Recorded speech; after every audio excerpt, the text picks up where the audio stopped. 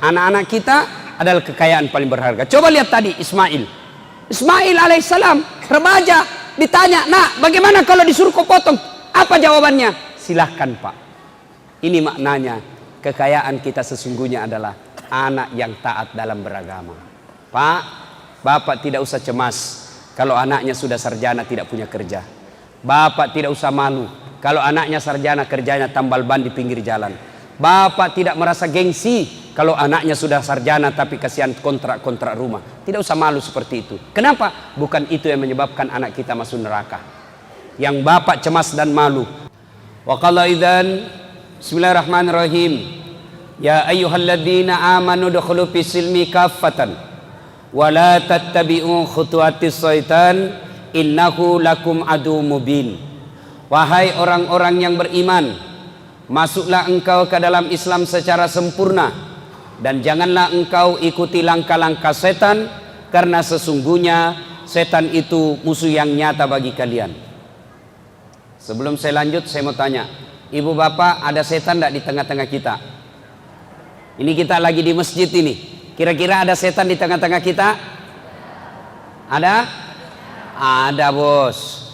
Setannya bukan pocong, bukan uka-uka, bukan popok, bukan parakang. Tapi apa setan yang ada di tengah-tengah kita? Bentuknya handphone. Apa ibu? Terus sana orang sudah ceramah masih juga handphonenya naurus. Simpan dulu HP-nya, kamu dengar ceramah. Ibu, simpan dulu HP tak? Sebentar pi mas selfie. Saya pernah ceramah kaget kak. Saya lagi ceramah tiba-tiba ada ibu-ibu balik ke belakang, nah belakangi kak. Baru diambil HP-nya. Nah tulis di statusnya, latar belakang Dasat Latif. Saya nak jadi ikan background. Tomat-tomat kajili-jili. Apalagi setan yang ada di tengah-tengah kita bisa jadi sandar-sandar. Itu Nabi ketika berdakwah, para sahabat langsung dekat-dekat. Ini sengaja jauh-jauh dekat-dekat dari pintu. Supaya apa? Bisa cepat lari. Ayo kita dekat-dekat sedikit. Ayo dekat-dekat Pak, dekat-dekat. Mudah-mudahan bentuk kecintaan kita kepada Allah dan Rasulnya. Ayo maju-maju sedikit. Coba bedek kalau anu di sini, Ayu Tinting. Langsung bapak-bapak di depan semua sini. Ayo kita maju-maju, adik-adik. Ayo maju-maju ke depan, rapat-rapat. Yang maju-maju ke depan, saya doakan murah rezekinya, anaknya soleh dan soleha. Yang tidak mau maju di depan berarti dia keras hati. Perlu punya anak supaya ada yang lanjutkan perjuangan. Mendengar ini, Ibrahim alaihissalam berkata, "Jangan mi sayang, kalau ini mi takdir tak tidak punya anak, ikhlas mau mi dia apa?" Masya Allah, Ibrahim alaihissalam Pak disuruh menikah sama istrinya, tidak tahu, tidak mau dia. Bapak-bapak kira-kira kalau pulang ki istri tak suruh bilang, "Pak, mak bene nih," langsung merdeka. Masya Allah, Ibrahim alaihissalam dituntut diminta sama istrinya, "Bang, kawin lagi." Apa kata Ibrahim alaihissalam? "Tidak sayang, saya tidak mau melukai perasaanmu. Biarlah kalau ini takdir kita tidak punya anak, apa boleh buat." Ibrahim alaihissalam disuruh nikah sama istrinya, tidak mau. Bapak-bapak dilarang nikah sama istrinya, sembunyi-sembunyi.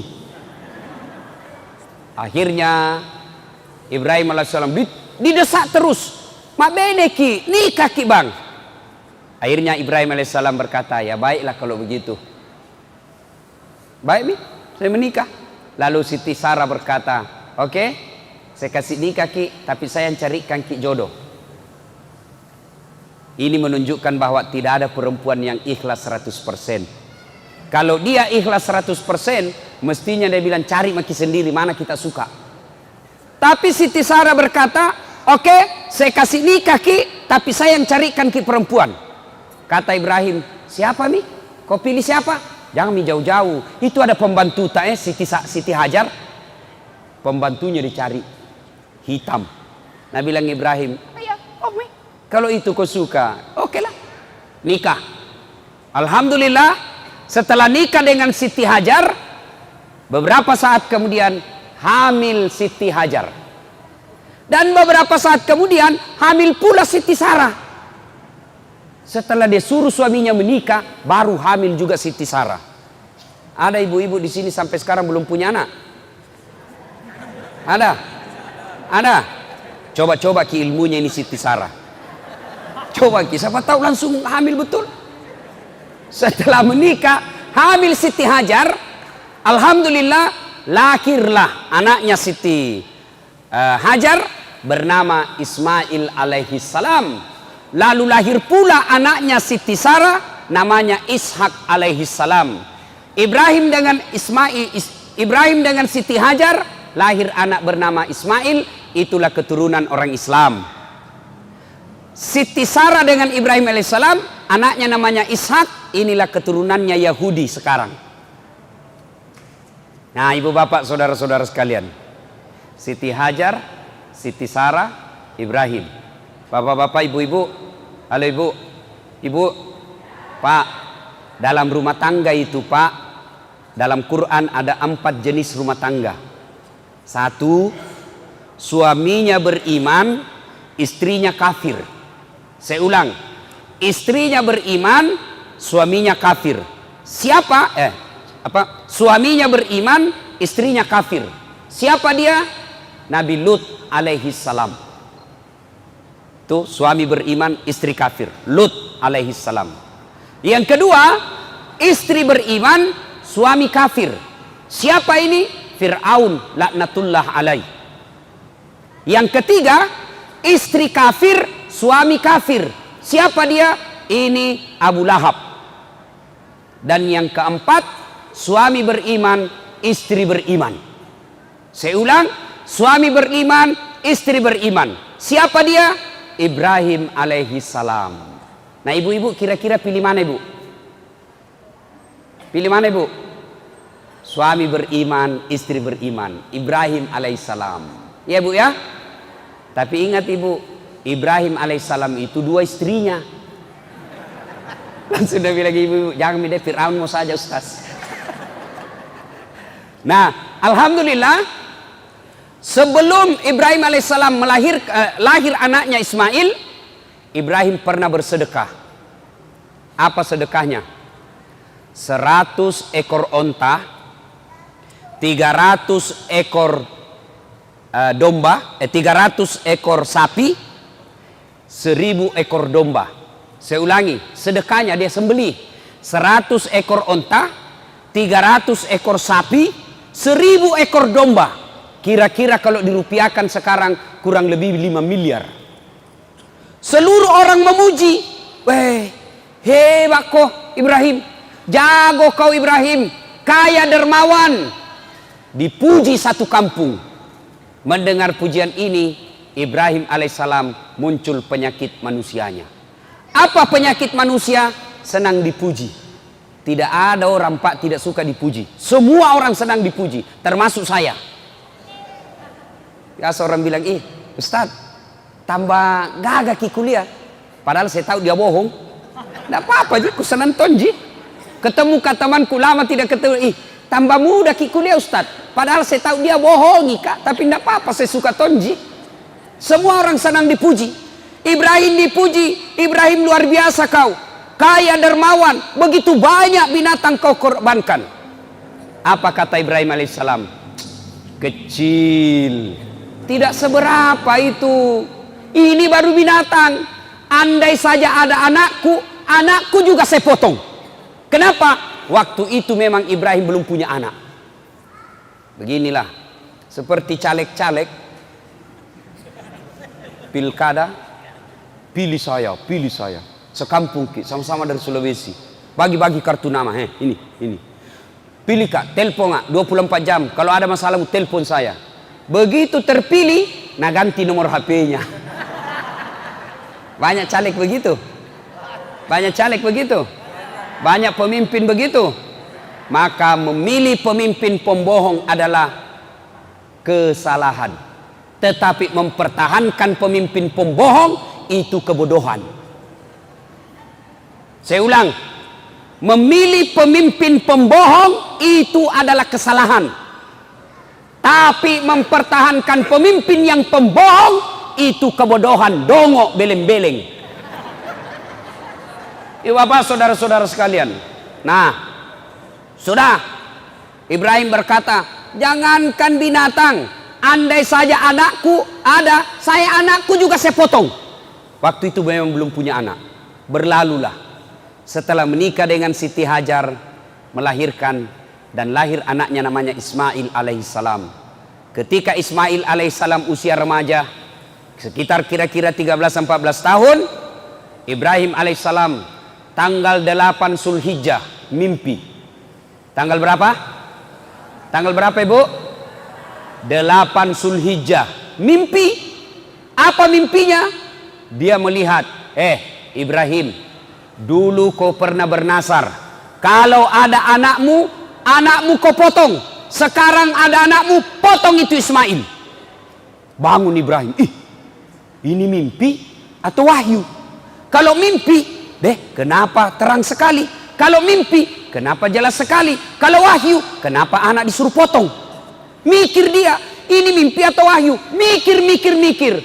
Akhirnya tanggal 8 Zulhijjah, kita sekarang ini disebut hari Tarwiyah atau hari berpikir-pikir. 8 Zulhijjah. Hari apa, Dek? Hari apa? Hari apa? Ayo, hari apa? Tarwiyah. Sini kok kasih kok hadiah.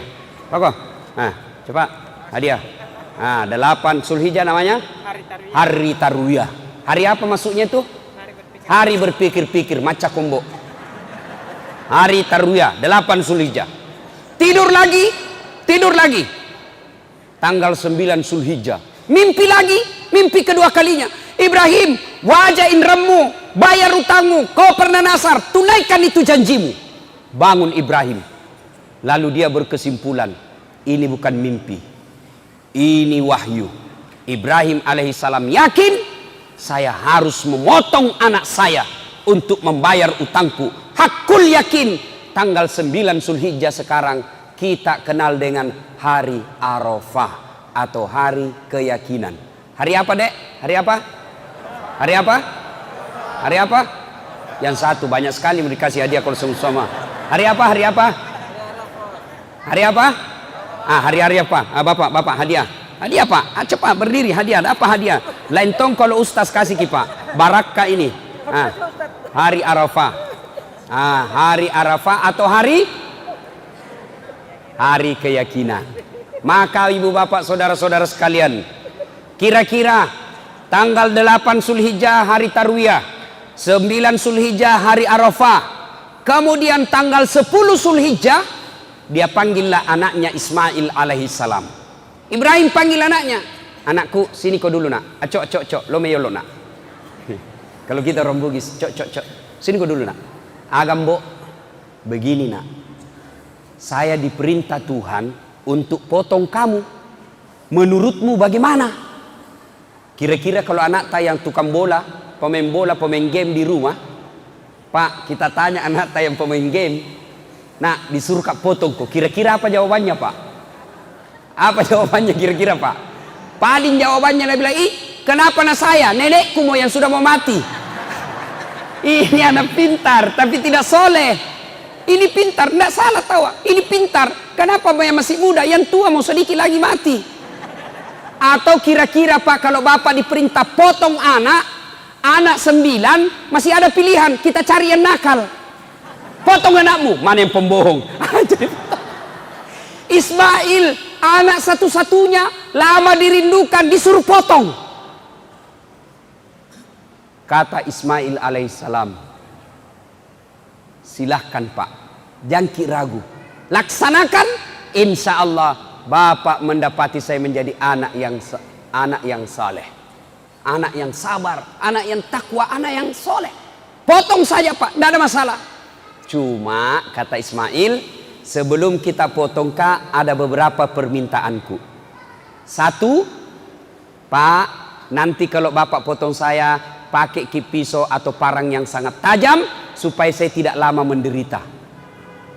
Maka bapak-bapak yang bertugas potong sapi kalau Idul Kurban, jangan pakai pisau yang tumpul Pak. pakai pisau yang tajam. Bapak-bapak penjual ayam, ayam potong jangan seenaknya potong, baca bismillah Pak. Itu ada di Sulawesi Selatan saya lihat Pak, penjual ayam potong 50 ayam potong satu kali di bismillah. Nah bilang saja bismillahirrahmanirrahim kali 50. Tidak boleh begitu dong. Baca satu-satu. Beleng-beleng. Sudah. Nah Ismail alaihissalam. Yang kedua kata Ismail, tutup mata Pak. Tutup begini. Kenapa? Kalau kita lihat Kak nanti ragu-ragu Ki. Kita sayang Kak. Enggak mau Ki itu. Yang ketiga Pak, tolong ikat tanganku, ikat kakiku supaya saya tidak meronta-ronta. Masya Allah. Yang keempat kata Ismail alaihissalam, tolong ini bajuku yang saya pakai jangan kena darah supaya tidak naliak bamaku. Dan yang kelima kata Ismail alaihissalam, tolong ketika saya sudah wafat jangan ada anak-anak yang lewat depan rumahku seumur saya supaya mamaku tidak ingat kekasihan kalau naliak itu anak. Baiklah, pergilah Ismail. Dimandikan. Nabi bilang Ibrahim. Dia bilang sama istrinya, yang sayang, kenapa Ki ketawa? Itu Ibrahim Pak romantis sama istrinya, tidak seperti bapak-bapak. Waktu nanti pacari istrinya sopan sekali. Tabe endi, hati-hati Ki sayangku, terserah kita. Aduh, hati-hati Ki, hati-hati Ki, ada batu di depan tai. Kesina. Itu dulu waktu udah dipacari. Sekalinya sudah ada anaknya dua, tahan tuh kaki nestrita, apa kita bilang? Di mana simpan matamu dongo? Coba. Ibrahim alaihissalam tidak seperti itu. Dia panggil istrinya, yang sayang. Kenapa Ki Deng? Tolong saya mandi itu Ismail. Kasih pakai baju baru, sisir rapi-rapi, rambutnya kasih parfum. Mau apa? Saya mau bawa jalan-jalan anak tuh. Baiklah. Pergilah Ibrahim bersama Ismail alaihissalam meninggalkan rumahnya menuju ke tempat pemotongan. Ketika menuju ke tempat pemotongan itu, kepanasan iblis. Kepanasan iblis berusaha menggagalkan ini. Kenapa? Kalau Ibrahim berhasil, berarti iblis gagal menggoda manusia. Maka dia usaha goda Ibrahim. Dengan cara apa? Dia bisi Ibrahim. Woi Ibrahim, balik kau lihat itu anakmu. Kenapa? Lihat kau itu anakmu, lucunya. Lamanya kau harapkan, berpuluh tahun kau berharap, anakmu sekarang lagi lucu-lucunya, sudah ada, masa kau mau potong? Apa kata Ibrahim alaihissalam? Jangankan anakku, andai saja Tuhan perintah saya potong diriku, diriku juga saya potong.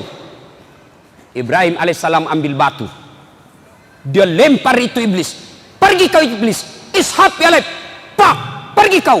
Kena pantatnya, lari sampai di balik papan, balik lagi. Gagal goda Ibrahim. Dia goda istrinya. Siapa namanya istrinya tadi, Dek? Siapa? Sini kok, sini. Cepat kok. Hadiah. Cepat kok. Siapa namanya tadi? Sebelum kau jawab itu tanya pertanyaanku adu dulu. Passwordnya. Siapa namanya nenekku? Mestinya jawab kau saja sembarang karena orang tidak tahu juga siapa namanya nenekku. Hadiah. Oke, ya. Yuk Bapak, saudara-saudara sekalian. Siti Hajar digoda sama si iblis. Hajar. Sini kau dulu. Apa? Kau tahu mau dibawa kemana anakmu? Mau dibawa jalan-jalan sama bapaknya. Dongok kau. Maksudmu? Tolo-tolo ini. Maksudmu? Nah bodoh-bodohi kau suamimu. Maksudnya apa? Mau potong itu anaknya. Sebaran dia bilang gini. Mana ada orang bapak mau potong anaknya? Iya, mau dia potong. Kok bisa? Katanya itu perintah Tuhannya. Apa? Perintah Tuhannya. Betul kok? Iya, katanya perintah Tuhannya. Mendengar ini Siti Hajar berkata, jangankan anakku, saya saja siap dipotong kalau itu perintah Allah. Jangan banyak bicara di situ. Pak, lempar kena telinganya, lari sampai Sangatta, balik lagi. Masya Allah. Gagal di suami, gagal di istri. Nah bilang Siti Hajar, jangankan anakku, saya juga mau dipotong kalau perintah Allah. Nabi bilang iblis, deh lebih gila dari suaminya ini. Dia datang goda anaknya. Ismail nagoda. Mas Boy, siko dulu. Apa lagi? Kau tahu mau kau dibawa di mana bapakmu? Saya tahu ji. Mau kena potong. Bodoh-bodohmu. Masa mau kau? Jangan banyak bicara di situ. Dia ambil juga batu, dia lempar, pak, kena mata kanannya, pico. Apa itu bahasa Indonesianya pico? Apa bahasa Indonesianya pico, Pak? Mencok. Beda-beda sedikit. Kena mata kanannya, lempar, lari iblis. Maka 3 kali dilempar itu iblis. Ibrahim, Siti Hajar, Ismail alaihissalam. Inilah simbol permusuhan antara manusia dengan iblis yang diabadikan sekarang ketika kita melaksanakan ibadah haji dengan melempar 3 jumroh, yaitu jumroh Aqabah, Usta, Ula. Setan besar, setan tengah, setan kecil dilempar. Maka sekarang jamaah haji kalau pergi melempar batu, itu dinding. Ini ada cerita-cerita warung kopi jini, tidak tahu benar atau tidak. Ada jamaah haji dari Bontang, diambil batu, dia lihat itu dinding setan, dia bilang ini setan ini. Nih nana setannya ini yang goda saya selama ini. Lo rempek kok. Diambil batu, Pak. Diambil batu, dilempar itu dinding. Wih, kembali. Talaci itu batu hampir nak kena kepalanya. Dia pungut itu batu, begitu dia pungut dibuka, ada batu tulisannya, sesama setan dilarang saling melempar. Dia bilang, kau di sini kau lempar kak, di Bontang bersahabat ki. Akhirnya apa? Sudah lempar 3 jumroh itu. Sudah sampailah Ibrahim bersama Ismail di tempat untuk disembelih. Bapak-bapak, ibu-ibu, biasanya kalau kita pergi haji atau umroh, itu kan biasa kita pergi dibawa tur, ya.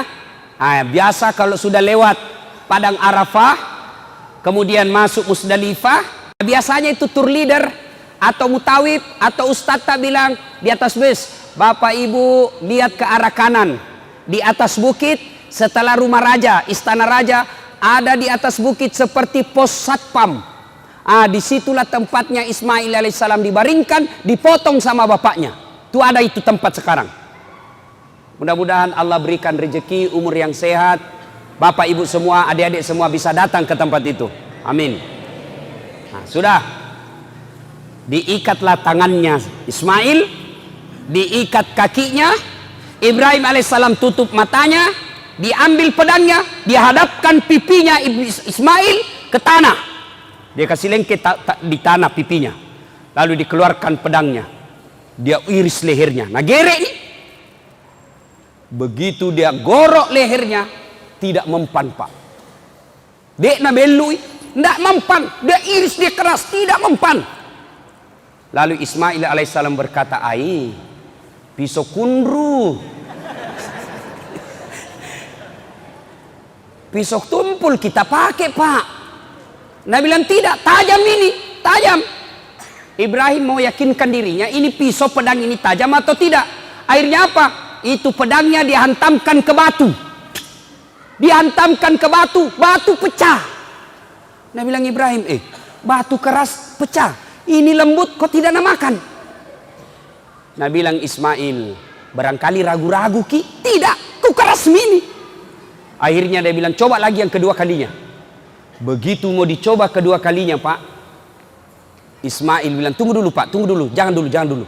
Apa lagi nak? Pak, dengar baik-baik, Pak, dengar baik-baik. Ibu, dengar baik-baik. Pak, tolong lepas tanganku. Tolong buka ikatan kakiku. Jangan ikat tangan kakiku. Kenapa? Kalau saya diikat, nanti Allah berpikir, nanti Allah mengira saya tidak ikhlas. Lepaskan ikatan tangan dan kakiku. Subhanallah. Dilepas. Sudah dilepas, digerek lagi kedua kalinya. Ketika digerek kedua kalinya, Allah di atas aras memanggil seluruh malaikat, wahai malaikatku, kau lihatlah ini hambaku Ibrahim alaihissalam, begitu cintanya kepada Allah, begitu cintanya kepada Tuhannya, dia ikhlaskan, dia potong anaknya sebagai rasa ketaatannya kepada aku. Kau lihat ini Ibrahim. Dulu kalian mengkhawatirkan ketika Adam saya ciptakan menjadi pemimpin, kalian semua demo khawatir anti Adam, manusia merusak dunia. Ini sekarang kau lihat ini hebatnya ini manusia. Lalu dia gerek lagi tuh mendengar ini bahwa malaikat dipanggil semua. Lihat kau itu kata Allah, lihat itu manusia. Mendengar ini, lalu malaikat mengucapkan takbir. Allahu Akbar, Allahu Akbar, Allahu Akbar. Jibril mendengar ini, Ibrahim alaihissalam melanjutkannya dan menjawabnya, La ilaha illallah huwallahu akbar. Mendengar ini, Ismail alaihissalam menjawab dan melanjutkannya dengan kalimat Allahu akbar walillahil ham. Itulah kalimat takbiran kalau kita lebaran. Allahu akbar, Allahu akbar, Allahu akbar. La ilaha illallah huwallahu akbar, Allahu akbar walillahil ham. Nah itu. Jadi besok kalau kita lebaran Idul Kurban, dari rumah, dari Loktuan, dari Berbas, jalan kita ke masjid, jalan kita ke lapangan, sunnah mengucapkan Allahu Akbar, Allahu Akbar, Allahu Akbar, La ilaha illallah wallahu akbar, Allahu akbar walillahil ham. Kira-kira anak-anak, adik-adik, bapak-bapak kalau pergi tempat takbiran, pergi tempat lebaran, takbiran apa enggak? Takbiran? Tidak. Kalau anak motor-motor, nah balap motornya. Nah kasih buka knalpotnya. Nah kasih ribut-ribut. Sambil jalan bukannya takbiran, selfie. OTW lebaran. Sampai alhamdulillah duduk-duduk menunggu ustad. Begitu sujud, nah foto lagi kepalanya. Alhamdulillah sholat 2 rakaat. Tidak seperti itu. Kalau kita pergi ke area tempat lebaran, masjid atau lapangan, takbiran. Sudah Bapak Ibu sekalian, maka Allah perintahkan kepada malaikat Jibril. Jibril, kau ambil itu kibas yang ada di surga, yang pernah dipersembahkan anaknya Adam ketika menikah. Ambil itu kibas, bawa ke dunia, gantikan lehernya Ismail. Kemudian yang dipotong oleh Ibrahim alaihissalam adalah kibas atau domba atau kambing kita sekarang ini. Ibu bapak saudara-saudara sekalian yang saya hormati, ini kisah sejarah lahirnya kurban atau memotong binatang persembahan kepada Allah Subhanahu wa taala. Nah, kira-kira apa hikmahnya? Apa pelajaran yang ingin kita ambil? Satu, ternyata Bapak Ibu sekalian, setan itu setiap kita mau melakukan kebaikan, pasti dia berusaha untuk menggoda kita. Saya ulang, begitu Bapak Ibu sekalian mau melakukan ibadah kebaikan, maka setan akan kepanasan dan berupaya menggoda kita. Contoh, azan subuh, as-salatu khairum minan naum, salat lebih baik daripada tidur. Setan mulai kena goda. Sebentar Pi, sebentar, masih ada 10 menit, tunggu Mi. Tarik selimut. Begitu bangun sudah 6:30, berhasil setan. Coba itu setan begitu. Begitu hayya 'alas salat, mari tunaikan solat. Tiba-tiba datang pembeli 4. Ada mau beli rokok, ada mau beli Indomie, ada mau beli gula. Akhirnya apa? Tidak jadi ke masjid gara-gara setan yang datang dalam bentuk pembeli. Setan itu. Bapak mau datang pengajian seperti ini, tuh setan menggoda. Apa godaannya setan? Sebentar, sebentar. Jam aku di dalam, di luar aku saja, panas di dalam. Tuh setan itu. Begitu kita duduk, pegang HP-mu, cepat kok ada SMS masuk. Setan itu, bos. Begitu kita masih mau dengar ceramah, lihat jam. 9:30 Mi. Baru Nabi bilang teman, pulang maki. 9:30 Mi. Setan itu, Pak. Dan setan berupa teman, susah ngusirnya. Kalau setan tidak kelihatan, bacakan bismillah, lari nih Pak. Kalau setan teman, apa Nabi bilang? Baca mako, surah Yasin, ku dekati ko. Itu setan itu, Pak. Nah, ibu bapak, saudara-saudara sekalian, ketika kita mau melakukan kebaikan, setan pasti kepanikan. Maka dia berusaha menggoda kita. Contoh, hayya 'alas shalah. Mulai setan, dia tebar. Datang setan. Tak usah ke masjid. Bisa saja kau sholat di rumahmu. Sudah. Setan itu, kalau dia berhasil itu setan, maka kita tidak ke masjid. Kalah kita. Tapi kalau kita berhasil berdiri, tinggalkan itu, jangan pikir setan mengalah. Tadi kan lempar pertama lari ke Balikpapan. Lempar kedua lari ke Sangatta. Iya toh? Nah, itu setan.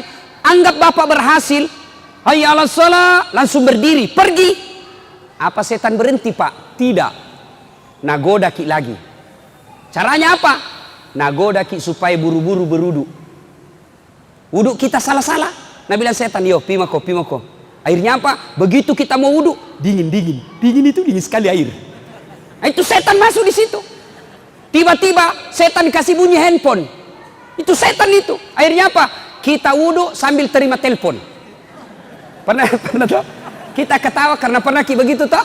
Setan itu masuk, bos. Yo, matu pi. Siaga melok mau lengi. Si ratu, 75. Itu setan masuk di situ. Masuk itu setan. Akhirnya apa? Kita wudu tidak sempurna. Atau anggaplah bapak tidak terima telepon, tapi wudunya salah-salah, tidak sempurna. Bagaimana caranya? Quran menjelaskan wudu itu membasuh jari hingga ke siku. Ya kan? Jari hingga ke siku. Tapi apa yang kita praktek? Siku ke jari. Kalau jari ke siku kan begini caranya wudu, Pak. Kalau tua seperti ini, bapak-bapak sudah generasi sakaratil maut, ini depan-depan ini, itu lipat ini, Pak, lipat. Kenapa? Karena di sini banyak keriput-keriput. Kalau bapak tidak lipat ini, tidak kena air, tidak sah wudunya. Tidak sah wudu, otomatis tidak sah sholat. Setan itu berupaya supaya tidak sah wudu, tak. Karena kalau tidak sah wudu, biar 1 jam bapak sholat tidak sah sholatnya. Kenapa? Wudunya salah. Nah, setan gak goda ke situ. Maka kita biasanya wudu, sunnahnya ajaran Quran begini. Tapi apa yang kita praktek? Siku ke jari-jari. Bagaimana caranya, Ustaz? Nah, buka keran.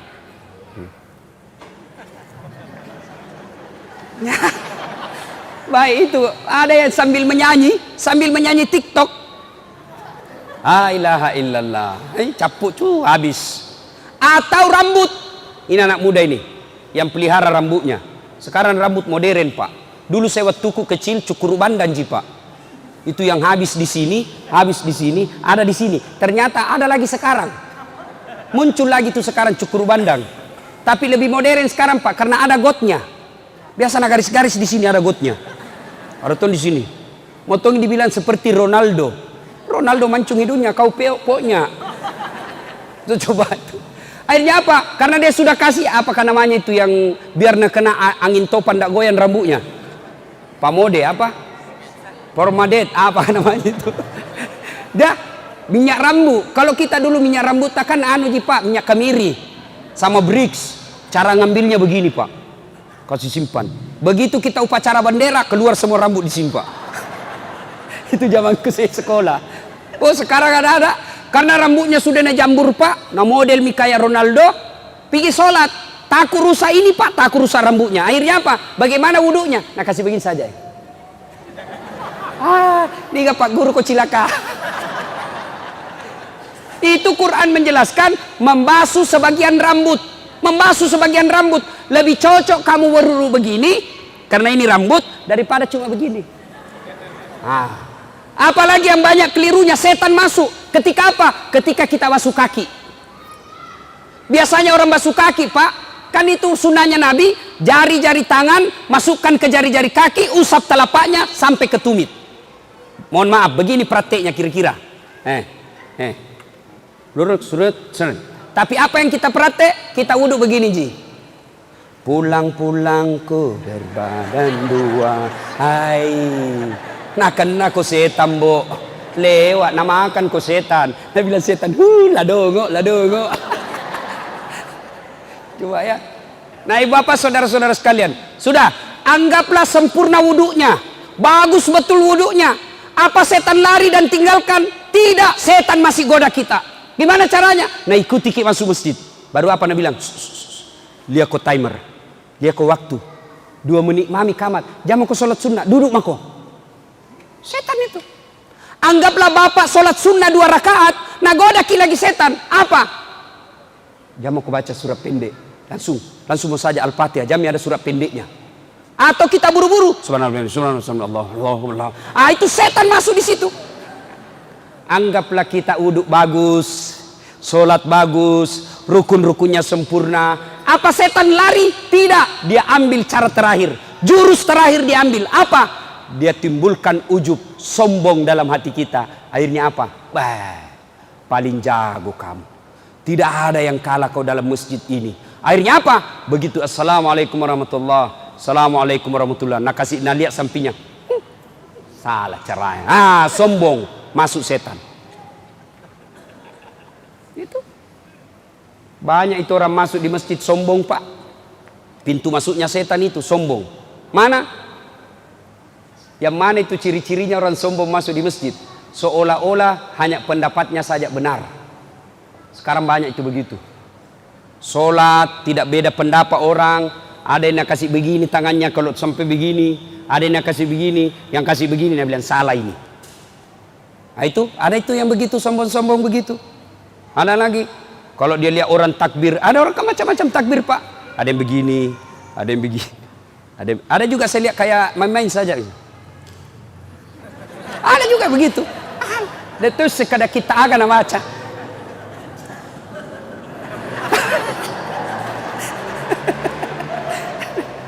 Ada juga terlalu serius pak.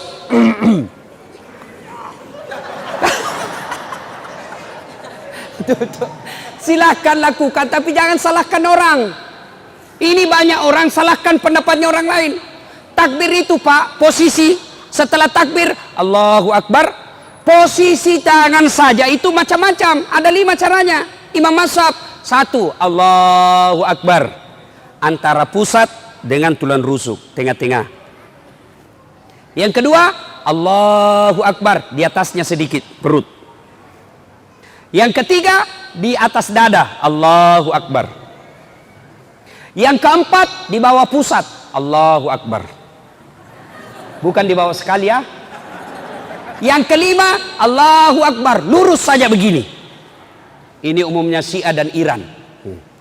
Mana yang betul? Betul semua. Bapak mau begini silahkan, bapak mau begini silahkan, mau begini silahkan. Yang mana salah, nah pakai semuanya. Allahu Akbar.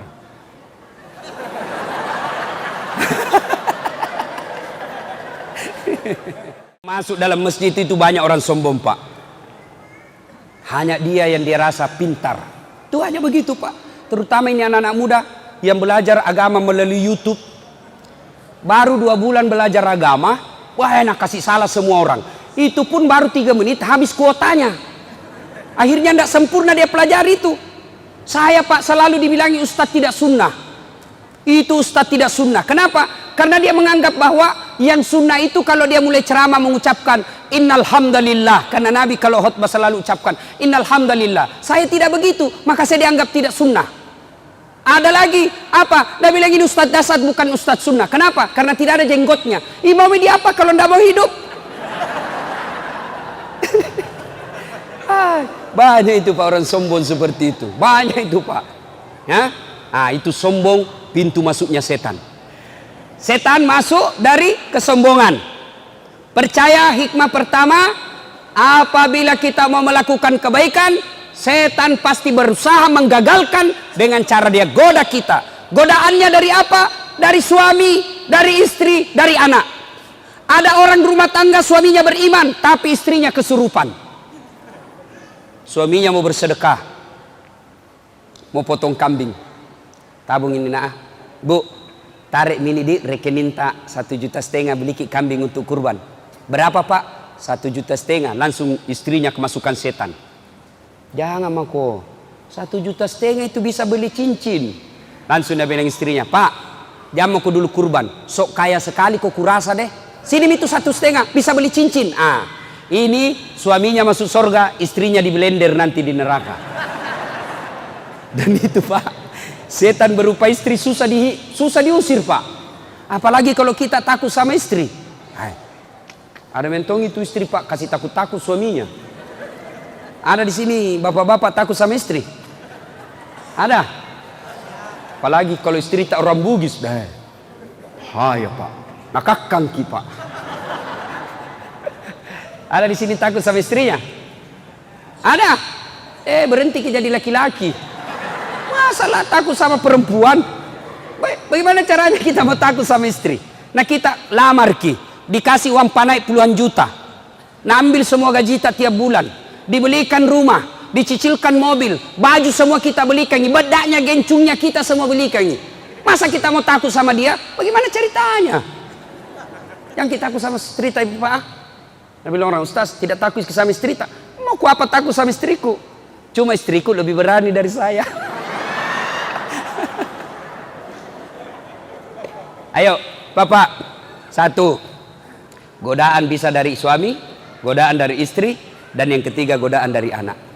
Berapa banyak orang Pak akhirnya masuk penjara, korupsi, gara-gara apa? Anaknya minta dibelikan mobil. Setan masuk di situ. Berapa banyak pejabat yang akhirnya dipenjara gara-gara korupsi. Kenapa? Istrinya minta dibelikan rumah baru.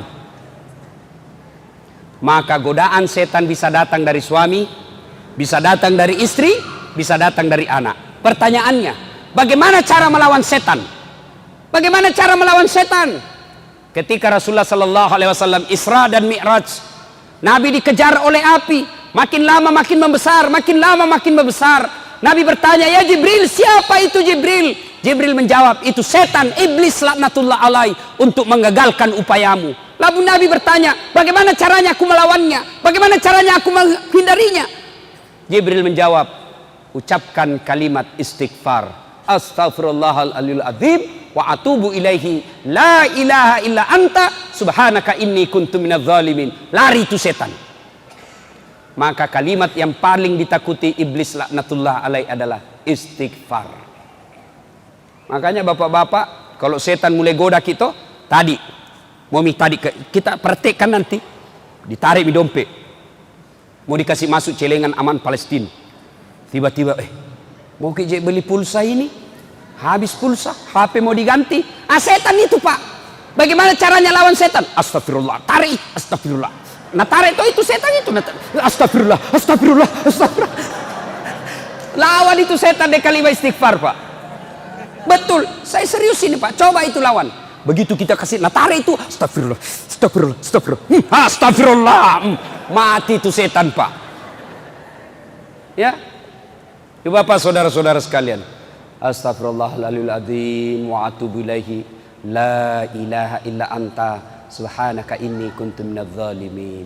La ilaha, tiada Tuhan illa anta, kecuali engkau. Subhanaka, maha suci engkau ya Allah. Inni kuntu minadz zalimin, sesungguhnya saya menzalimi diri saya sendiri. Misalnya tuh setan. Satu ketika setan ditanya, iblis, apa kalimat yang paling engkau takuti dari kami? Apa yang kau paling takuti dari kami? Iblis menjawab kalimat istighfar. Kenapa bisa? Setengah mati ku suruh kau berdosa. Dari pagi sampai malam saya ajak kau berdosa, saya goda kau berdosa. Begitu kau istighfar, habis lagi. Maka melawan iblis, begitu ada kita melakukan kebaikan, tapi rasanya kita ragu, tapi rasanya kita cemas, rasanya kita tidak percaya, rasanya kita mau gagalkan, maka cara melawannya, astaghfirullahaladzim wa atubu ilaihi la ilaha illa anta subhanaka inni kuntu minadz zalimin. Jangan. Ibu bapak saudara-saudara sekalian, ini hikmah yang pertama, bahwa setiap kita mau melakukan kebaikan, pasti iblis kepanasan dan berusaha menggagalkan. Hikmah yang kedua, ibu bapak saudara-saudara sekalian, apa harta terkaya, apa harta terbaik bagi Ibrahim alaihissalam? Apa kekayaan Ibrahim alaihissalam? Punya anak yang soleh, namanya Ismail alaihissalam. Maknanya Pak, harta kita yang paling berharga, kekayaan kita yang paling berharga, bukan sebenarnya rumah, bukan sebenarnya tambang, bukan sebenarnya tabungan, bukan sebenarnya deposito, Tapi kekayaan kita yang paling berharga sesungguhnya adalah anak yang taat dalam beragama. Di mana anak-anak kita sekarang, Pak? Bagaimana anak-anak kita sekarang, Pak?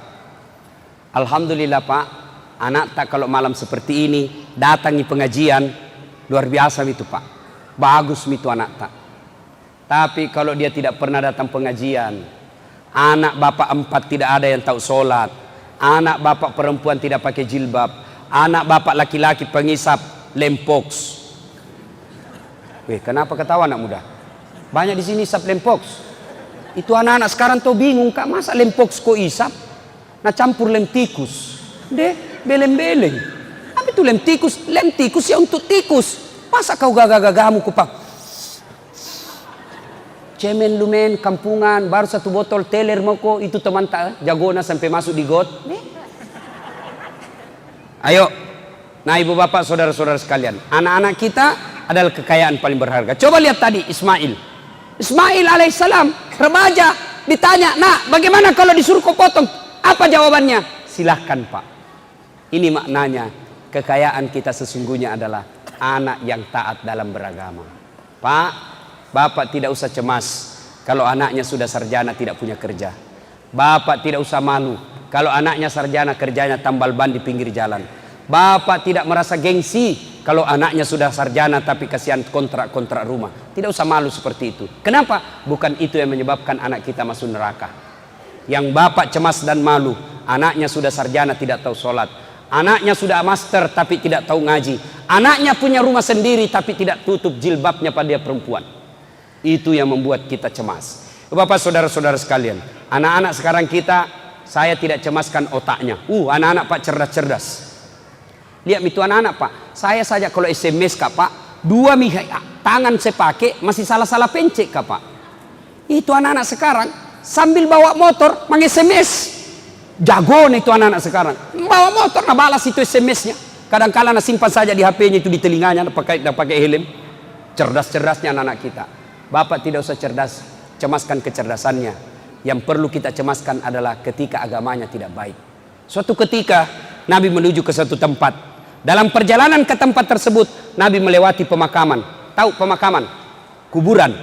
Ketika Nabi lewat, Nabi bersabda, saudara-saudara sekalian, langkahkan kakimu dengan cepat. Maperi-periko. Sahabat mempercepat langkahnya. Lalu pulang lagi dengan rute yang sama. Nabi santai, sahabat mau kasih cepat langkahnya. Nabi, jangan buru-buru, tenang saja. Kenapa ya Rasul? Tadi waktu pergi buru-buru, sekarang pulang tidak. Ada apa? Nabi menjelaskan, tadi itu waktu pergi, saya dengar ini orang disiksa di kuburnya. Saya tidak tahan lama-lama dengar, maka saya mau jauh-jauh supaya tidak dengar. Waktu pulang tidak lagi. Kenapa? Saya dengar berita dari Jibril. Allah perintahkan yang menghisap di kubur. Malaikat yang menyiksa di kubur. Allah perintahkan, hentikan siksaanmu. Tidak mungkin bapaknya kusiksa sementara anaknya di dunia yang hidup lagi belajar mengaji membaca basmalah, bismillahirrahmanirrahim. Baru anak tak membaca bismillah, bapaknya orang tuanya dikubur sudah bebas dari siksaan alam kubur. Pak, jangan kasih kursus kiri kanan anak tak bahasa Inggris. Tidak gitu yang penting. Kasih kursus anaknya bahasa Korea, tidak penting itu Pak. Saya ini tidak pernah kursus kiri kanan, bisa aja keluar negeri kiri kanan. Apa bahasaku? Bahasa isyarat. Makan. You know? Ada tahu, oh mau makan ini orang. Bahasa itu, bahasa internasional itu Pak. Dan Bapak tidak usah cemas kalau tidak tahu bahasa Inggris. Kenapa? Memang kalau kita berdoa pakai bahasa Inggris. Nah doakan karena, oh my God, please help me my father. Talekang. Ibu bapak saudara-saudara sekalian. Ini hikmah yang ketiga karena waktu yang terbatas. Pak, berkurbanlah. Berkurbanlah. Syukur Pak, Allah tidak suruh kita potong anak tak. Bagaimana misalnya anak disuruh potong Pak? Alhamdulillah, kambing jina minta Tuhan. Sekarang ini Pak, banyak orang tidak mau kurban padahal dia mampu. Saya ulang, banyak sekali sekarang orang tidak mau berkurban padahal dia mampu. Sementara banyak orang mau poligami padahal dia tidak mampu. Coba ente sekarang nak balik-balik. Tidak mau berkorban padahal dia mampu, mau poligami padahal tidak mampu. Coba maki sekarang. Mana buktinya mampu? Coba, bapak umumnya punya handphone. Kalau bapak punya handphone harga 1,5 juta di atasnya itu, bapak mestinya sudah korban. Kenapa? Handphone aja bapak bisa beli, masa kambing 1,5 juta tidak bisa? Jadi bapak kalau tidak pernah kurban seumur hidup, padahal punya handphone 1,5 juta, nah sapa ku malaikat matu, kege rola cilaka yer, kege sekke kikiri galap aku jambatan. Jangan ketawa, saya serius ini bos. Anak muda sekarang saja handphonenya 2 juta. Pulsa datanya yang per bulan, paket per bulan 120.000 per bulan kali 1 tahun, harga kambing sudah itu. Mana lagi yang mereka mampu tidak mau berkurban? Perokok. Ada merokok di sini? Ada? Ada? Jangan marah ya, jangan marah. Ini perokok pak. Tapi sebenarnya itu rokok pak tidak merusak. Betul pak. Rokok itu sebenarnya tidak bahaya selama dia tidak ketemu api.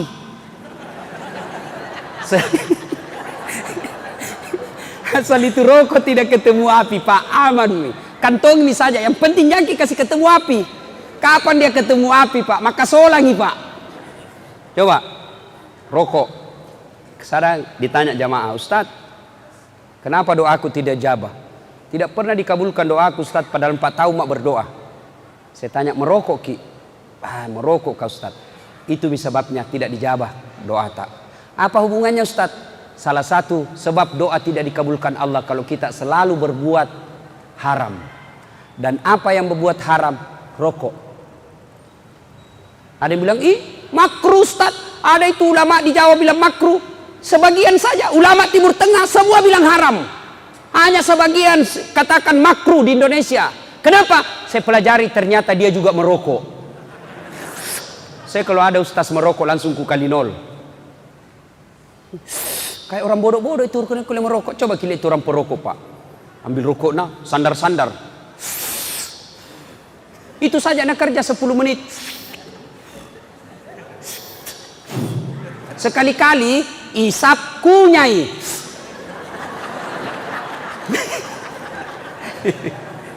Beleng-beleng. Pak, bapak yang merokok, tahu enggak? Pak, kita lihat tadi itu orang-orang Islam, anak-anak kecil diseret tentara Yahudi 3 orang, anak kecil tentara 3 Yahudi. Kita lihat itu tadi, kasihan perempuan ditempelengi, dibuka jilbabnya, itu orang Yahudi. Dan bapak yang merokok, itu bapak sumbang harga rokok 20% ke Yahudi. Apa maksudnya Ustaz? Seluruh pabrik rokok yang ada di Indonesia orang Yahudi punya. Tidak percaya? Buka Google, cari itu pemilik sahamnya itu Yahudi. Pabriknya ada di Indonesia, tapi yang punya uang orang Yahudi. Berhenti merokok pak. Bapak bilang, tidak bisa Ustaz, tidak jalan otakku kalau tidak merokok kak. Balle-balle kok. Buktinya apa? Ramadan jalan di otak kak. Berhenti ki merokok pak. Niatkan, berdoa ki hari ini, ya Allah berikan saya kesanggupan berhenti merokok. Tanpa pertolonganmu saya tidak bisa sembuh dari rokok ya Allah. Bantu saya berhenti. Pembeli rokokku saya niatkan untuk tabung pergi umroh. Allah pasti bantu ki pak. Saya lihat ini muka-muka banyak perokok. Berhenti maki merokok pak. Kita tahu itu orang Yahudi. Nah kirimkan ki rokok ke Indonesia, batuk-batuk maki, kena maki kanker paru-paru, kena maki asma, kena maki penyakit lain-lainnya, baru nak kirimkan ki lagi obatnya. Ibaratnya nak pelihara ki nak habisi wanta, nak kasih sakit ki, nak kasih ki obatnya, dia semua ambil wanta. Berhenti ki merokok pak. Lebih itu harga rokok kita beli kambing untuk kurban. Nah ibu bapak saudara-saudara sekalian, kurban hari ini, kurban ada niat kurban? Kalau ada niat kurban pak, selama ini kita kurban di Bontang, selama ini kita kurban di Sulawesi, selama ini kita kurban di Jawa, selama ini kita kurban di Indonesia, maka tahun ini kita kurban di Palestina. Caranya apa? Sumbangkan pembeli kambing ke Aman Palestina. Kalau bapak punya uang malam ini sumbangkan, kalau tidak malam ini bawa ke kantornya di Barbas Tengah. Kalau niatnya fulus, itu jadi dapat. Kalau guru masih suka minta baju seragam,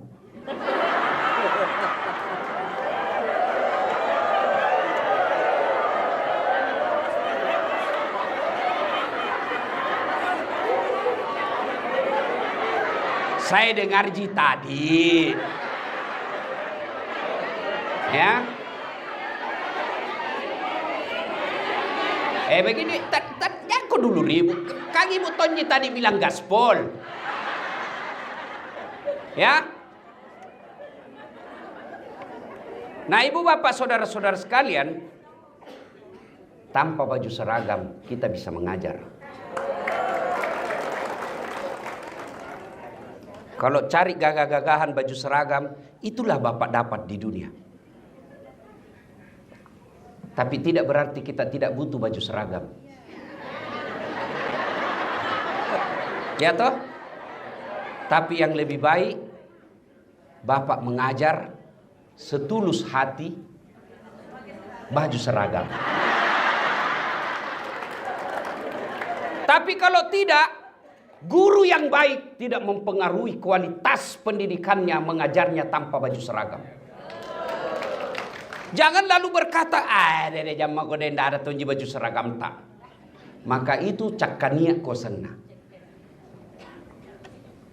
Kalau niat baik, insya Allah bulan-bulan dapat pahala, bulan-bulan dapat gaji, tahun-tahun naik kenaikan pangkat secara struktural, insya Allah di akhirat dapat pahala. Siapa yang suka minta-minta, sebegitulah derajatnya.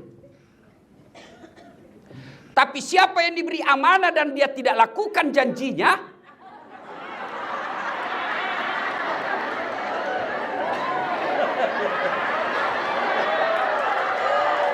jelas toh? Jelas.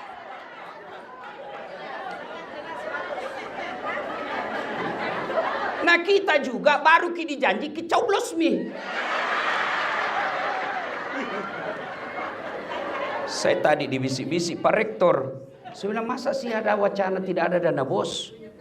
Dia bilang Pak Rektor itu lagi digulirkan karena itu dana bos mau dialihkan ke makan gratis. Tidak tahu benar atau tidak.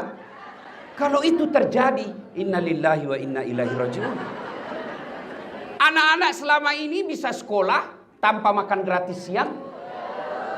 Tapi kualitas pendidikan kita dipengaruhi oleh dana bos. Berapa banyak orang tertolong dengan dana bos yang tadinya tidak bisa sekolah karena tidak mampu sekolah karena dana bos. Kita juga bela baru dikasih 300.000 goyang mie mantap gara-gara serangan fajar. Nah bilang bukan serangan fajar ini Ustaz, ini sedekah subuh. Masolang.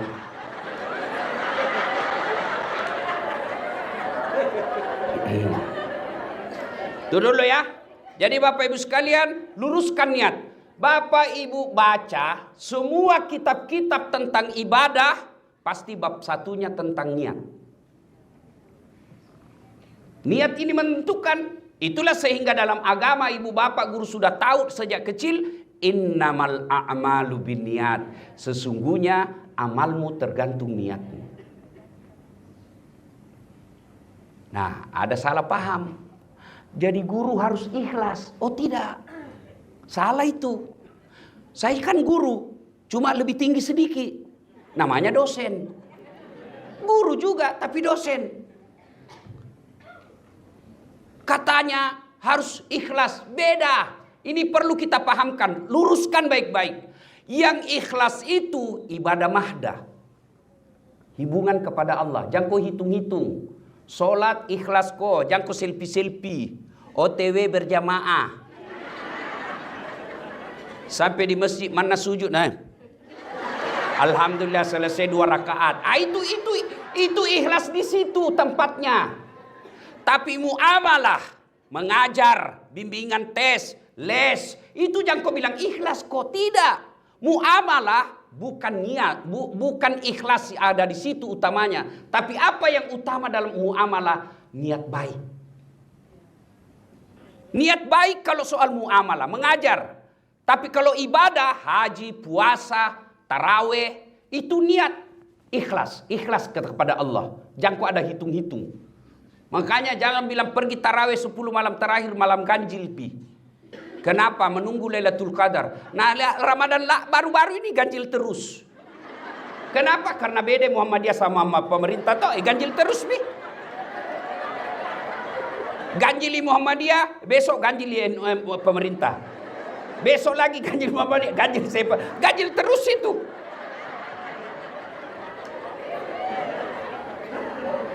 Nah, soal itu jangan kok kalau saya begini pahalanya sekian. Jangan kau hitung pahala, biar Allah yang tahu. Itu namanya ikhlas. Tapi soal muamalah, mengajar, jangan kau bilang ikhlas. Masa kita mengajar disuruh ikhlas? Apa paling dipakai beli pulsa? Nah, mau ini belajar online. Kenapa Malaysia sama-sama kita star, sama-sama Melayu? Kenapa sekarang pendidikannya lebih terhormat? Rasa-rasanya tidak ada orang Malaysia datang menjadi TKI di Indonesia. Tidak ada orang Malaysia datang ke Indonesia menjadi pembantu rumah tangga di Majene. Tidak ada. Tapi berapa banyak orang Indonesia pergi jadi pembantu di Malaysia? Kenapa? Salah satu sebabnya karena dana pendidikan di Malaysia jauh lebih besar daripada yang digelontorkan untuk Indonesia. Masa pegawai honor kasih yang 200.000 satu bulan? Begitu komplain, ikhlas kok, nenek nu gawang.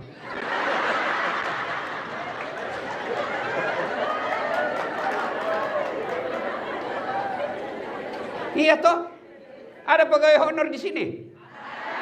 Namanya PTT, pegawai tidak tetap. 5 tahun kemudian TTP, tetap tidak pegawai.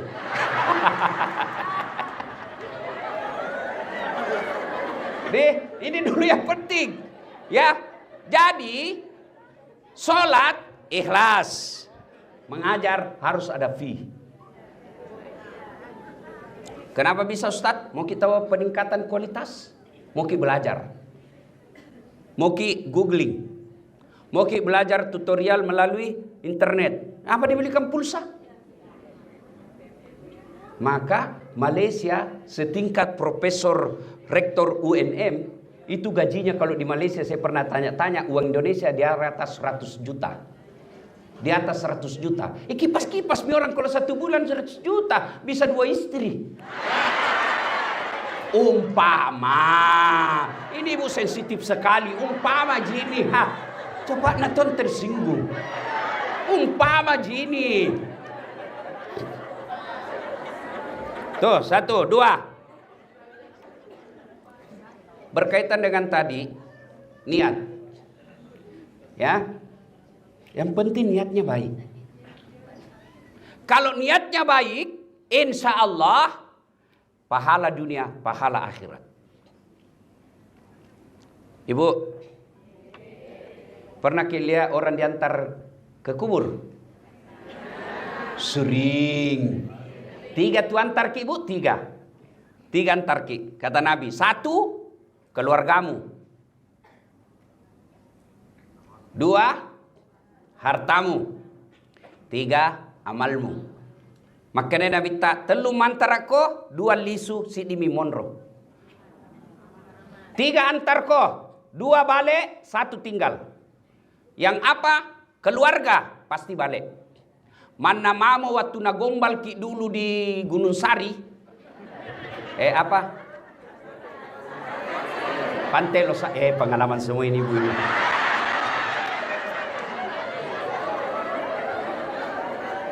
Kemanapun kau pergi sayang.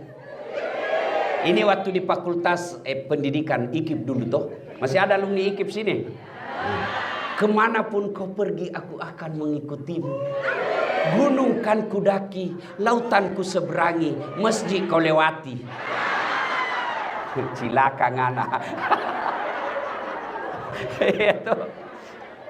Kita akan sehidup semati. Bale-bale kau. Masuk meninggal istri, ada suami mau masuk di kubur. Ada, jangankan masuk kubur, menunggui saja 24 jam di atas kuburnya, tidak ada yang mau. Menangis memang waktu meninggal. 3 bulan kemudian kenal janda. Nalupai nombok. Nggak ada. Ya toh?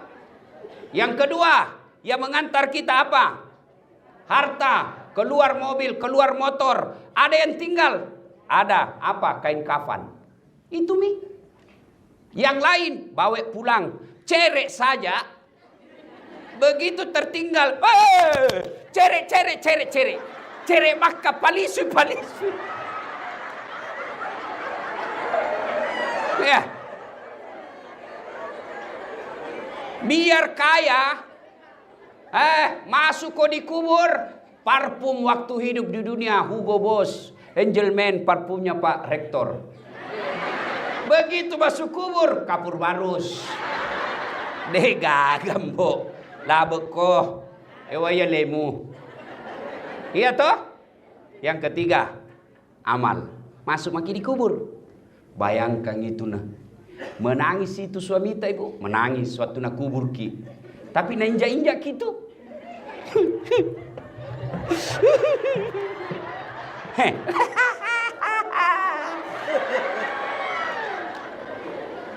Iya toh bu? Masuk maki dikubur. Nabilan Nabi kota mana ki buru petumanan nih putus semua nih kalau masuk aku dikubur. 3 saja yang bisa mengalir terus menerus meskipun kau sudah hancur jadi tanah. Apa itu?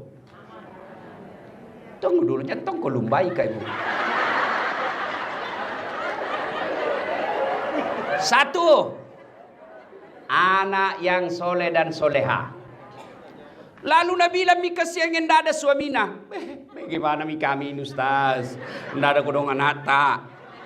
Bagaimana ini kasihan kita Ustaz? Tidak ada anak sampai sekarang. Berarti tidak punya peluang. Tidak. Anak yang dimaksud di sini bukan yang anak keluar dari rahim kita semata. Tapi anak didiknya ibu di sekolah. Itu anakmu. Kalau niatmu lihat ini anak-anakku nanti ini yang kirimi kak doa ketika saya dikubur, itu amal jariah buat ibu guru.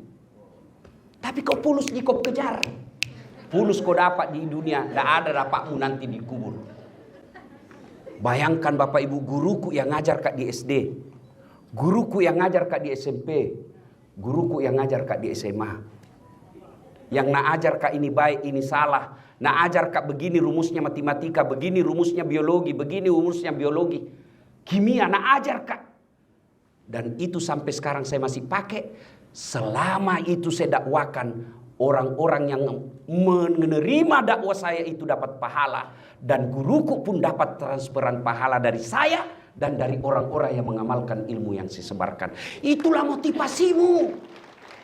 Jangan baju seragam. Madodo culemu ke baju seragam ya.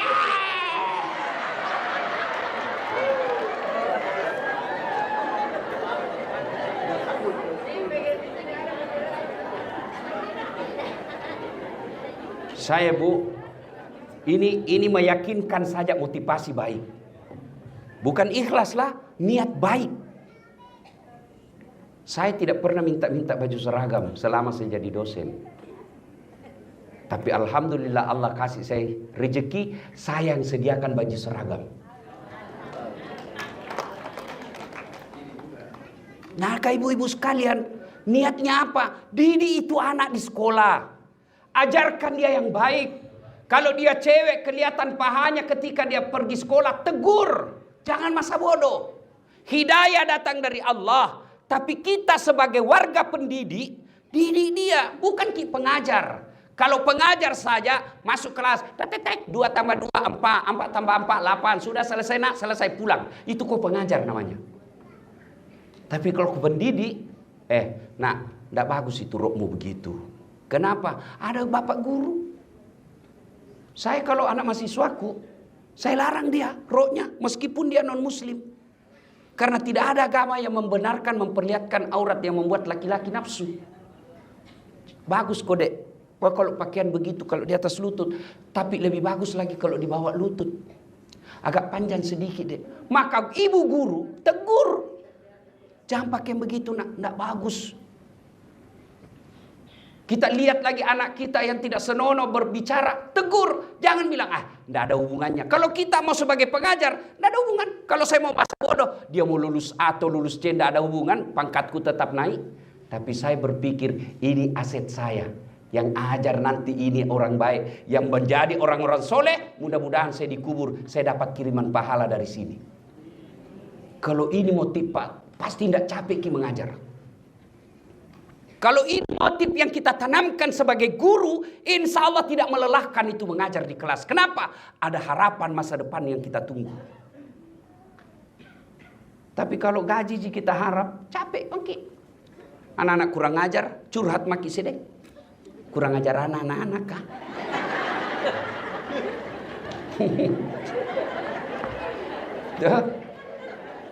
Yang kedua, setelah kita masuk di kubur, apa lagi?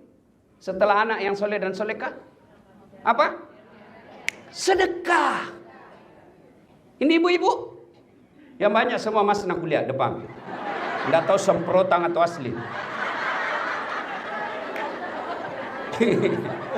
Jadi saya baru tahu Pak Rektor, ternyata itu Bugis kalau ada pengantin yang banyak kuning-kuningnya ini, ternyata bukan emas, semprotan.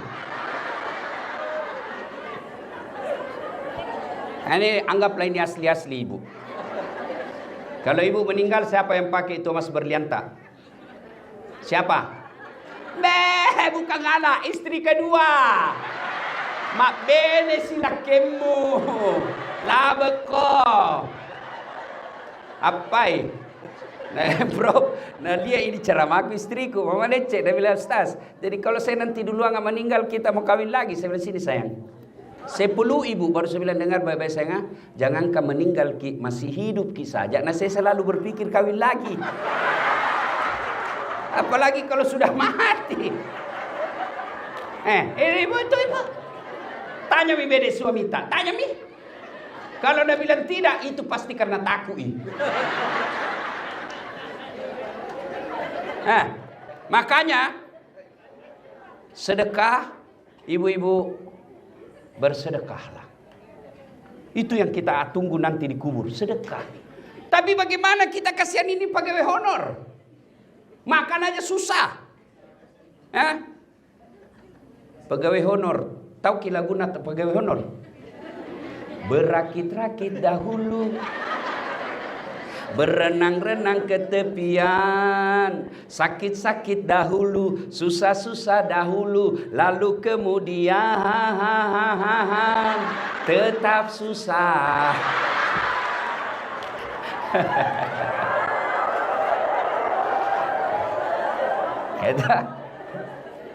Ada pegawai honor, dia bilang, stres sih, kenapa kok dia bilang, tidak ada nama aku di K1. Insya Allah ada itu nanti di K2. Tidak ada juga Ustaz. Tidak ada juga di K2. Tidak ada. Pergi ke rumahmu cari di kakakmu.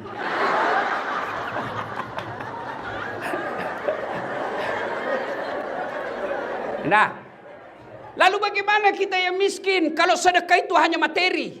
Allah kasih kebijakan. Sedekah tidak mesti duit. Jangankan duit, senyum saja sedekah. Mana sedekahnya Bapak Ibu Guru? Ilmu. Itu biko transfer ilmumu 3 kali 3, 9. Ini sedekah. Itulah sedekahnya para guru. Ilmunya dia transfer ke muridnya. Luar biasa. Dapat maki jatah anak soleh. Dapat lagi yang kedua. Ilmu. Sedekah itu ilmu. Maka mengajar bukan kejar bonus. Tapi mengajar sekedar bonus capek. Tapi kalau kau mengajar dapat bonus juga, insya Allah transfer ilmu dapat pahala jariah. Ilmu yang bermanfaat. Bayangkan kalau kita ajar anak orang, dari dia tidak tahu 10 bagi 2, lalu dia tahu dan dia pakai itu ilmunya sampai masuk kubur, berapa banyak pahala kita dapat. Tinggal sekarang telur pakai sini niat. Niat kita mengajar, transfer pahala. Apa pahalanya orang kaya? Uang. Apa pahalanya Pak Wali Kota? Kebijakan. Bikin guru sejahtera. Itu sedekahnya. Apa sedekahnya anggota DPR? Bikin perda. Apa sedekahnya para dosen? Ilmu. Dosen, guru. itulah sedekah kita. Ilmu yang bermanfaat. Dan yang ketiga, yang bisa menolong kita di alam kubur adalah apa Ibu? Apa? Sudah itu tadi, anak. 2, 3, pembangunan. Pembangunan bermanfaat. Ibu bapak saudara-saudara sekalian, kalau ini kita amalkan, insya Allah dapat maki. Tidak capek ki mengajar. Saudara bapak ibu guru yang saya hormati, yang ketiga, soal gaji yang tidak sesuai harapan. Ajak mu peturenu kata Ugie. Ajak mu peturenu, jangan putus asa. Bukan guru yang membuat kita kaya, tapi insya Allah dengan guru pegawai negeri kau tidak akan miskin. Paham maksud saya? Iya. Susah jadi kaya kalau seorang guru, tapi insya Allah tidak akan miskin. Yang kita hindari adalah miskin. Kau kejar kekayaan, selama kau merasa kurang pasti miskin. Biar digaji 30 juta, 50 juta per bulan, tapi gaya hidupmu 50 juta, miskin kok. Apa yang membuat kita miskin? Apa karena tidak ada rezeki dari Allah? Tidak. Yang membuat kita jadi miskin karena gaya hidup kita melebihi rezeki dari Allah. Gaji sebagai guru 5 juta. Gaya hidup 7 juta. Pasti menginrek kok. Pasti ngutang untuk menghidupi yang 2 juta. Kalau sudah ada mobil tak meskipun butut, syukuri itu. Jangan kau lagi lihat yang di showroom. Lihat ke showroom. Datang itu penjual mobil kah? Baik semua itu nak cerita. Oh ibu, kalau ada mobil tak, alhamdulillah pikir mengajar tidak bau kenal pot maki. Toh, pikir pengantin bisa maki satu tempat duduk aiku anak tak. Tidak nak aku jani maki. Pulang kampung kita tahu alhamdulillah satu keluarga ki. Sampai di kampung tak, mau hujan mau panas tidak masalah, ber-AC, bagus ini AC-nya bu. Tidak pernah cerita bagaimana kalau kempes banyak. Tidak pernah cerita bagaimana kalau cicilan tidak bisa dibayar. Yang membuat akhirnya kita para guru miskin karena gaya hidup. Kalau gaji tak 5 juta, gaya hidup tak 4 juta, masih ada sedekah 1 juta. Kalau gaji 3 juta, insya Allah cukup selama ibu mampu mensyukuri yang 3 juta itu. Cuma yang membuat kita menderita dan tidak pernah merasa cukup, gaya hidup. Senin motongi lain sepatunya. Selasa moseng lain. Nah bilang orang nah hafal mi kenapa ya? Kalau nah bilang itu terus bilang ki kenapa aku susah kok? Apa? Suaminya sama-sama guru kodong. Beli jilbab, tidak ada masalah bagi suaminya. Oke, baik mi sayang. Aku belikan ke jilbab, tak apa-apa. Efek beli jilbab itu yang jadi masalah. Sudah beli jilbab, nak bilang Pak, masa anda serasi bajuku? Baju misalnya itu muncul. Sudah baju, nak bilang masa ini juga rok nanda dibanti? Awalnya jilbab, sampai berefek kepada tas. Nah bilang tidak serasi ini jilbabku sama tasku. Kalau begitu, jangan jadi guru. Tidak bisa itu terpenuhi. Gaya hidup seperti itu dengan seorang guru. Tapi insya Allah Bapak Ibu tidak akan miskin. Yang membuat kita miskin adalah gaya hidup. Dan percaya ki, tidak ada guru mati kelaparan. Tapi yang dikejar-kejar utang banyak. Pres sami beda ini semua Pak Rektor. Ada semua itu eskana di bank.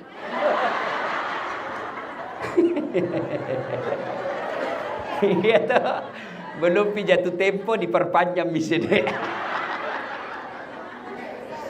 Bu, rezeki itu Allah yang tentukan.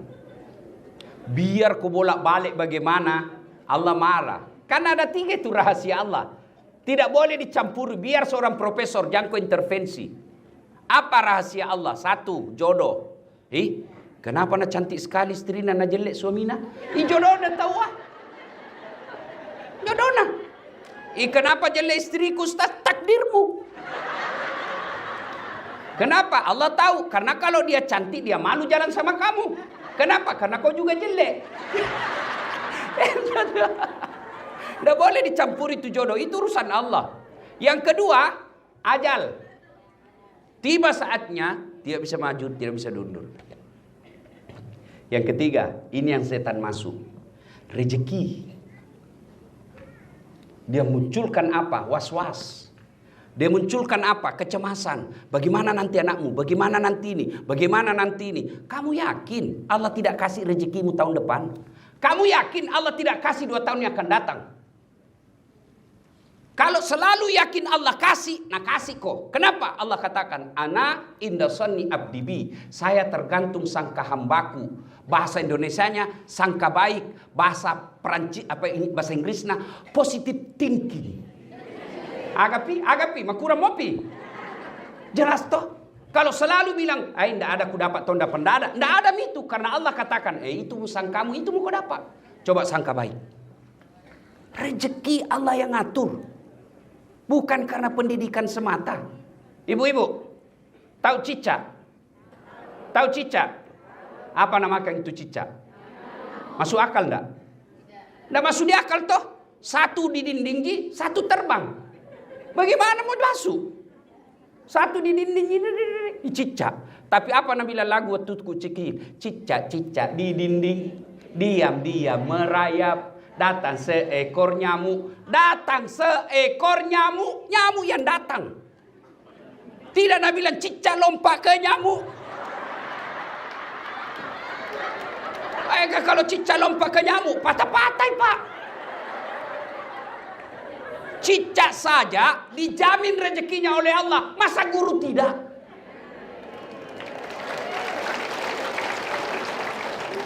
Ini bapak saudara-saudara sekalian. Poin yang keempat, puncak dari semua ilmu adalah akhlak. Akhlak. Akhlak itu bukan di otak.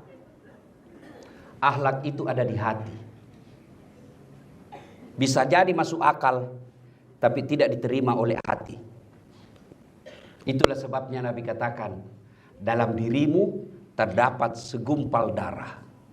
Apabila segumpal darah itu rusak semua mi. Tapi segumpal darah itu sehat semua. Apa gerangan? Qalbu. Hati. Hati ini memang penentu. Kalau hatinya sakit, dia akan jadi guru yang tidak mendidik. Kalau hatinya sehat, dia akan sehat. Tutur katanya baik. Dia akan jadi teladan. Di mana dia berada, di situ orang senang. Kalau hatinya sehat. Berarti memang ini hati sangat menentukan kita. Nah, ibu bapak saudara-saudara sekalian, penting sekali ini hati. Mau lihat buktinya? Saya bawa mobil dari Makassar ke Bone. Yang menyetir tangan. Yang melihat rambu-rambu lalu lintas mata. Gas rem kaki. Yang berpikir sepanjang jalan otak. Tapi begitu ada tikungan, apa tertulis? Hati-hati. Tidak ada tertulis otak-otak.